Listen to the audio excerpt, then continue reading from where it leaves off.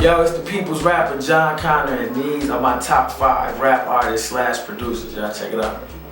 Kanye is at the top of my list because I just, man, like I think on some real talk, like Kanye West probably the greatest, one of the greatest musical minds as far as hip hop in our time. Like, you know what I'm saying? Like when he came, I remember I was in the car with this girl and Slow Jams came on the radio for the first time. I stopped kissing the girl. I said, "Do you hear that?"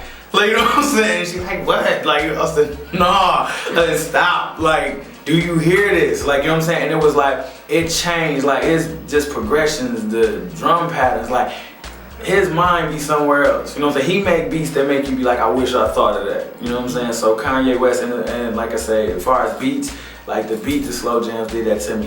Like sometimes when you too conscious, people turn you off. You know what I'm saying? But then if you too overly vulnerable, people turn you off. I think he balanced perfectly the blend of being conscious enough to where I'm trying to tell y'all something. Like, you know what I'm saying? But I'm still, then he balanced like, but I'm still one of y'all. I'm not perfect. You know what I'm saying? I was a Pharrell fan before I even knew I was. I was a Neptunes fan before I even knew I was. My favorite joint was "Why You Over There Looking At Me" by Mace. And this is before I was even checking production credits, you know what I'm saying? And then to see that the Neptunes did that was like, dang. So they have been influencing me and my sound from way back. So that's 2. Dr. Dre, like, you know what I'm saying? And if my list sound cliche, y'all, I'm so sorry, man. But Dr. Dre, that goes without saying. I don't even think you gotta say nothing about Dr. Dre. Like, you know what I'm saying? Do you think we're ever gonna see Detox from him? I will say this, as a producer too, like, you know what I'm saying, like, I know how it is to want to have something to be perfect.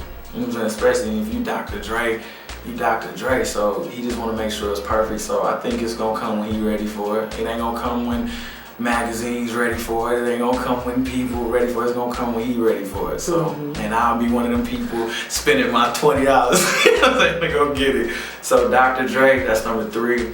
Eminem, man, because people forget that M produced Lose Yourself. M produced like a lot of, you know what I'm saying, his big joints, you know what I'm saying? If I'm not mistaken, M produced Superman, which is one of my favorite Eminem songs.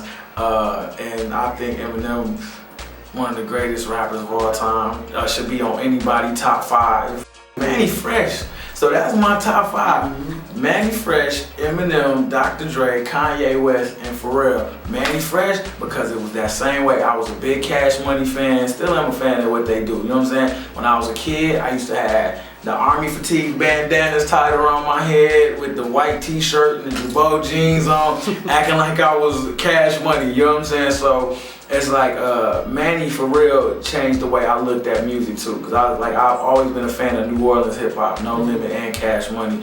That's when I grew up, but during that era. But like Manny Fresh, like his sound, bringing bounce to the mainstream, and I always felt like Manny Fresh had fun when he was rapping. Like, you know what I'm saying? Like, and that's why we all know the words to his joints, because we just want to have fun. I know you can't stand it, nigga, man, you know what I'm saying? It's like, he was having fun, but at the same time, you could tell when it came down to production, he was not playing no games.